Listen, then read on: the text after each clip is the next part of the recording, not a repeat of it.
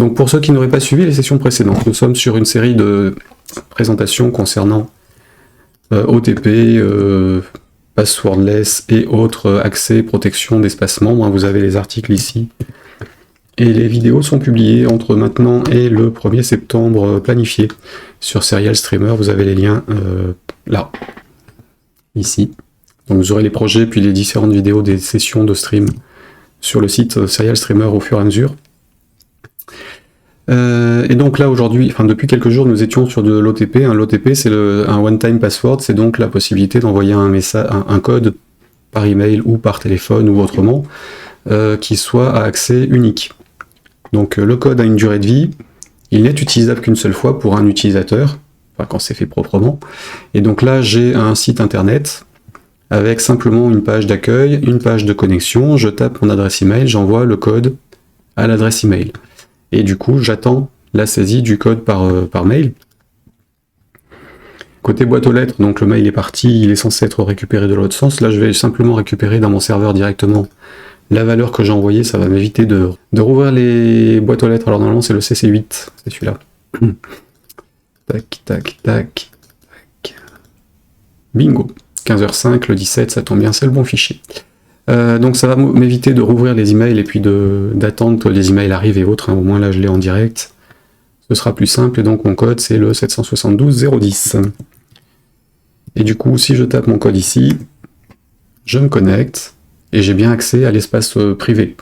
Donc là en l'occurrence tel que c'est géré dans le site, si l'utilisateur existe, évidemment on est connecté avec son compte utilisateur par rapport à son adresse email et son ID dans la base. Si l'utilisateur n'existait pas, on crée un user dans la base de données, donc alors c'est pas forcément le plus sécurisé à faire, mais c'est simple à mettre en place, et donc vous avez tous les sources pour faire ça ici, dans le dossier source, à savoir un dossier, le logout, le login et l'index, donc ce sont les trois trucs importants. Après il y a les dépendances, mais voilà, vous avez tout, et donc là ici je suis sur un espace sécurisé, j'ai juste à me déconnecter pour en sortir. En fait, l'étape suivante, c'était de faire ça depuis une application mobile. Donc on a fait un programme Delphi, enfin déjà une API sur le site, pour pouvoir le gérer. Et de côté Delphi, alors je vais ouvrir l'autre projet. Donc j'ai fait deux versions, une version avec les composants REST fournis avec Delphi par Embarcadero. Donc là j'ai ma fiche avec ces trois écrans. Le premier pour saisir l'adresse email et faire une demande de code, le deuxième pour saisir le code et se connecter, et le troisième pour se déconnecter une fois qu'on a une session qui a été activée. C'est géré par des composants REST qui ont été définis par le REST debugger, et donc j'ai juste copié-collé mes composants ici pour faire les trois appels d'API que j'avais. Là j'ai copié-collé les composants, le REST debugger étant disponible depuis embarcadero.com dans les free tools directement pour tout le monde, ou à partir de l'environnement ici, ou une fois que j'ai paramétré mes trucs, j'ai juste à cliquer là-dessus pour copier mes composants et les coller dans la fiche. Donc j'ai mis ce qu'il fallait dans l'arborescence du site, du dépôt de code. Vous avez aussi les trois appels d'API en REST debugger ici, si vous voulez regarder ce que ça donne. Et du coup, ce programme-là, il va lancer les requêtes à partir de ces trucs-là. Donc normalement, si je lance mon programme, je me retrouve dans le même état que si je l'avais fait en ligne, sauf que je suis sur une application qui est potentiellement mobile ou ailleurs.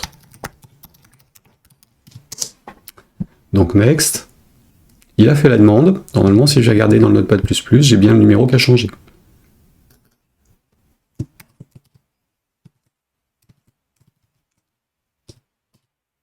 Donc je saisis mon bon code, je me connecte et j'ai bien le truc. Et du coup, il a bien enregistré la connexion, donc il désactive la partie code dans mon fichier temporaire. Donc là, j'ai bien la connexion qui s'est faite, j'ai bien un ID de session que je peux utiliser si j'avais d'autres points d'entrée dans l'API. Et donc, je me déconnecte à la fin. Donc là, j'ai utilisé les composants REST. Donc j'ai juste copié mes trucs ici. Et dans le code source, en fait, sur les différents accès, alors on va juste regarder un d'entre eux. Donc là, sur le premier, j'ai donc mon bouton Next, et donc sur le bouton Next, je vérifie ce que j'ai dans l'écran. Et une fois que j'ai vérifié ce que j'ai dans l'écran, je fais mon appel de requête. Donc là, je remplis les paramètres qu'il me faut dans mon API, à savoir juste l'email.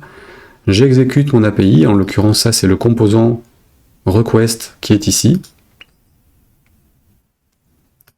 Et après je traite le contenu de mon API, Le premier appel de connexion nous renvoie juste un code d'erreur 200 si c'est bon, ou autre chose s'il y a une erreur. Donc le 200 si c'est bon, bah, je le traite pas, je traite s'il y a une erreur, et si c'était bon, je passe à l'onglet suivant. Donc tout bête, sauf que là, je suis passé par des composants REST, et je ne suis pas passé en mode asynchrone. Donc le execute, ici, il attend que le serveur réponde.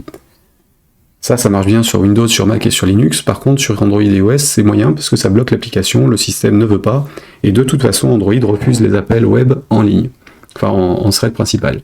Sur les composants, ici, j'aurais pu activer le code asynchrone et me servir de leurs événements pour traiter les réponses, notamment le on-after execute sur les requests. J'ai préféré faire une version sans les composants, donc qui est celle sur laquelle on était depuis 2 jours.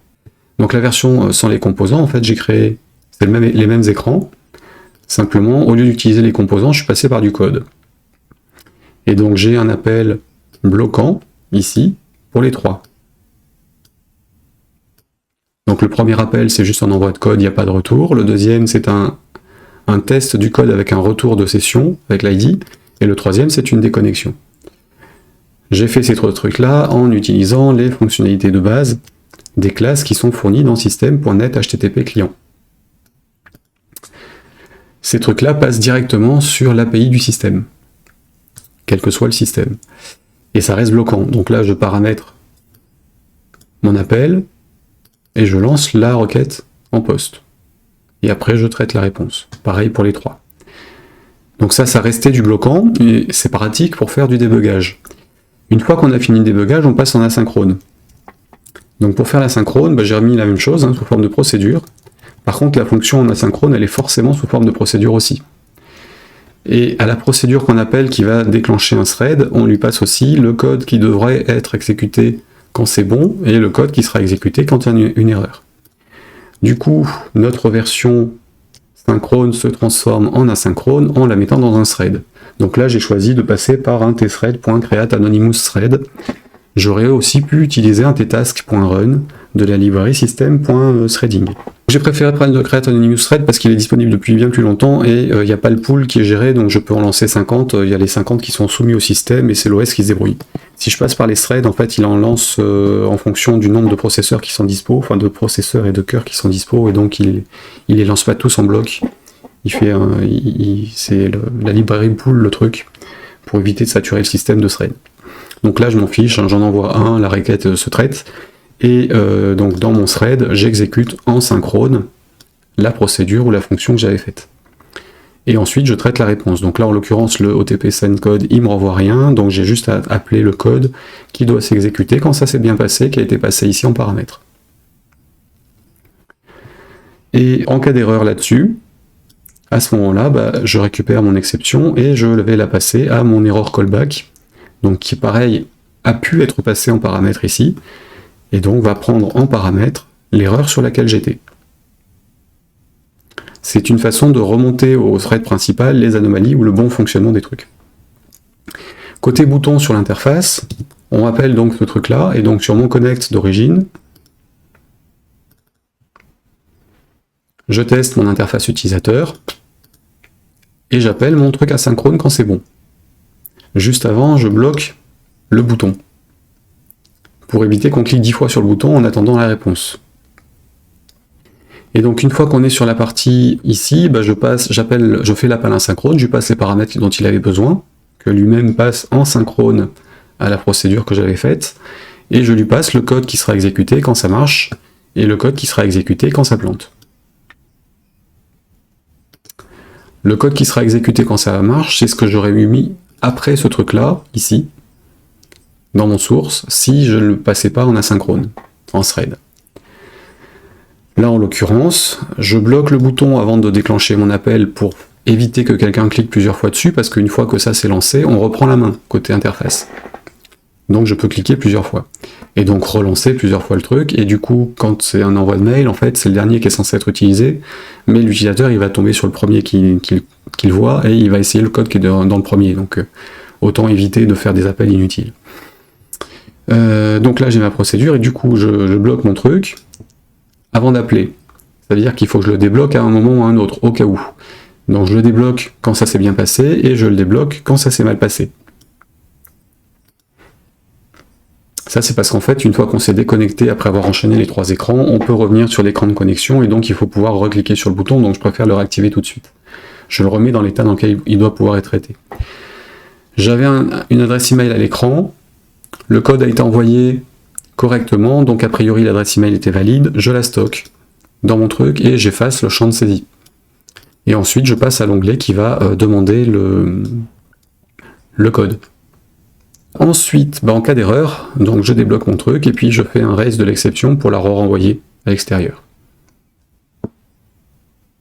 Donc on l'a récupérée côté thread, on l'a réémise en synchronisant avec le thread principal et on la réémet dans le thread principal. Donc en gros, voilà comment ça se passe. On a notre truc, ça lance en asynchrone et on a le code qui va s'exécuter d'un côté ou l'autre.